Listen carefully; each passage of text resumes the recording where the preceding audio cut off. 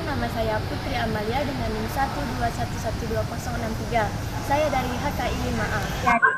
Perkenalkan, nama saya Diana dengan NIM 121121065. Saya berasal dari kelas 5A HKI. Perkenalkan, nama saya Putri Kurniani NIM 1211236 dari kelas 5A HKI. Perkenalkan, nama saya Syarif Ahmad Baihaqi dengan NIM 121121019 kelas 5A. Perkenalkan, nama saya Muhammad Aidil dengan NIM 121121017. Nah, pada kesempatan kali ini di mata kuliah keadvokatan kami akan menjelaskan apa itu keadvokatan. Berbicara tentang advokat, Indonesia merupakan sebuah negara hukum yang mana disebutkan dalam Undang-Undang Republik Indonesia tahun 1945. Prinsip negara hukum menurut adanya jaminan kesederajatan bagi setiap orang di hadapan hukum, yaitu equality before the law. Nah, advokat merupakan bagian dari sistem peradilan selain jaksa, polisi, dan hakim yang memiliki tupoksi yang sesuai dengan profesinya sebagai officium mobile, posisi yang terhormat. Nah, advokat juga sudah ada sejak zaman penjajahan Hindia Belanda. Penjajahan Belanda sebagaimana telah disebutkan. Lalu, profesi advokat merupakan sebuah pekerjaan pengetahuan intelektual karakter diabadikan untuk orang lain, bukan untuk keuntungan finansial, didukung oleh suatu organisasi, bahkan ada organisasi advokat Indonesia dan sebagainya macamnya. Adanya standar tertentu di dalam pekerjaan ataupun SOP yang memiliki pekerjaan tersebut seperti spesialisasi pekerjaan, pelayanan, keahlian tertentu, tetap dan terus menerus dan tanggung jawab tinggi pada kelompok dalam satu organisasi. Nah, seperti yang kita ketahui bahwa profesi advokat itu adalah profesi yang mulia dan memiliki kedudukan sama dengan lembaga penegak lainnya dan memiliki beberapa kelebihan di antaranya. Yang pertama itu ada hak imunitas advokat. Nah, hak imunitas advokat adalah suatu kebebasan advokat untuk melakukan atau tidak melakukan setiap tindakan dan mengeluarkan atau tidak mengeluarkan pendapat, keterangan dan atau dokumen kepada siapapun dalam menjalankan tugas profesinya. Terus yang kedua itu ada menjaga rahasia klien.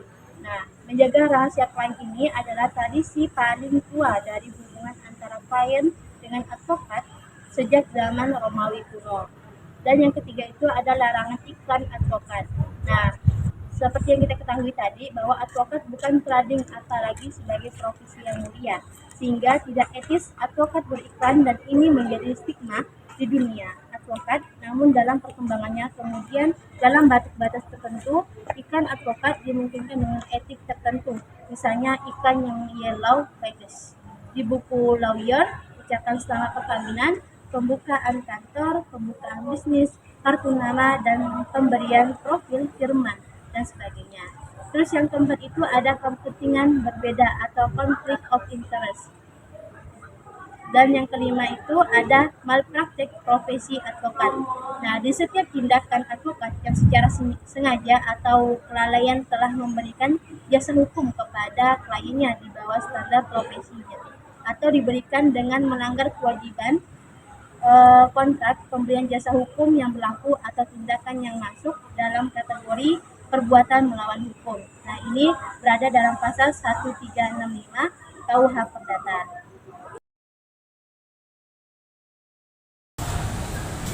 Nah, di sini saya akan menjelaskan tentang hak-hak dari advokat dan juga larangan-larangan yang harus dijauhi oleh profesi advokat. Nah, yang pertama adalah hak dari advokat. Sebagai advokat tentunya memiliki hak yang ada 10 hak bagi advokat. Yang pertama adalah hak kebebasan dan kemandirian. Yang kedua, hak imunitas. Yang ketiga, hak meminta informasi. Yang keempat, hak ingkar. Yang kelima, hak praktek di seluruh NKRI. Yang keenam, hak kedudukan yang sama dengan penegak hukum lainnya. Yang ketujuh, hak memperoleh honorarium. Yang kedelapan, hak untuk melindungi dokumen. Yang kesembilan, hak memberi somasi. Dan yang 10 adalah hak membuat legal comment. Nah, tadi adalah beberapa hak dari advokat. Saya akan menjelaskan lagi tentang larangan-larangan yang harus dijauhi oleh advokat. Larangan-larangan yang harus dijauhi oleh advokat ada. Di sini saya akan menjelaskan beberapa larangan yang harus dijauhi oleh profesi advokat, dan saya akan menyebutkan 6 larangan yang harus dijauhi. Yang pertama adalah mengabaikan atau menelantarkan kepentingan klien. Yang kedua, berbuat atau bertingkah laku tidak patut terhadap lawan. Yang ketiga, bersikap atau bertingkah laku mengeluarkan pernyataan yang menunjukkan sikap tidak hormat terhadap hukum. Yang keempat, berbuat hal yang bertentangan dengan kewajiban. Yang kelima, melakukan pelanggaran terhadap peraturan perundang-undangan. Dan yang terakhir adalah melanggar sumpah atau janji. Nah, di sini saya akan menjelaskan tentang kode etik dalam advokat. Istilah etik berasal dari bahasa Yunani ethos, yang artinya adat, kebiasaan, dan perilaku ataupun karakter. Pengertian etika adalah ilmu tentang apa yang biasa dilakukan atau ilmu tentang adat kebiasaan. Aristoteles. Dalam Kamus Bahasa Indonesia, etika diartikan sebagai 3. Ilmu tentang apa yang baik dan apa yang benar, serta tentang hak dan kewajiban moral. Yang kedua, kumpulan asas atau nilai yang berkenaan dengan akhlak. Yang terakhir, nilai mengenai nilai yang mengenai benar dan salah yang dianut suatu golongan atau masyarakat. Atau dalam kata lain, dalam KBBI, etika adalah ilmu tentang apa yang baik dan apa yang buruk, dan tentang hak dan kewajiban moral yang mengarah pada hubungan penggunaan akal budi individual dengan objektivitas untuk menentukan kebenaran atau kesalahan dan tingkah laku sebagai seseorang terhadap orang lain. Dalam perkembangannya, etika terbagi menjadi 2. Yang pertama, etika perangai adalah adat istiadat atau kebiasaan yang menggambarkan perangai manusia dalam hidup bermasyarakat di daerah-daerah tertentu dan pada waktu tertentu pula, misalnya upacara adat, perkawinan, berbusana adat, dan lain-lain.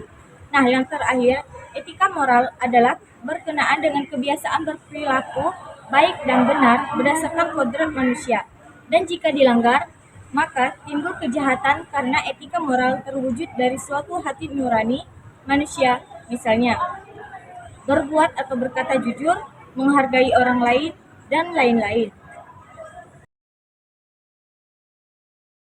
Saya di sini akan menjelaskan beberapa fungsi dari advokat. Di mana fungsi ini terdiri dari 6 macam. Yang pertama adalah fungsi dan peran profesi advokat untuk bangsa dan negara. Yang pertama sebagai pengawal konstitusi dan hak asasi manusia. Yang kedua, memperjuangkan hak asasi manusia yang merupakan hak paling dasar dari warga bangsa dan negara. Yang ketiga adalah menjaga keutuhan bangsa dan negara. Fungsi dan peran profesi advokat untuk diri sendiri dan organisasi. Yang pertama, melaksanakan kode etik advokat. Yang kedua, memegang teguh sumpah advokat. Yang ketiga, menjunjung tinggi idealisme, kebenaran, dan keadilan. Yang keempat, menjaga kemandirian, kebebasan derajat, dan martabat advokat.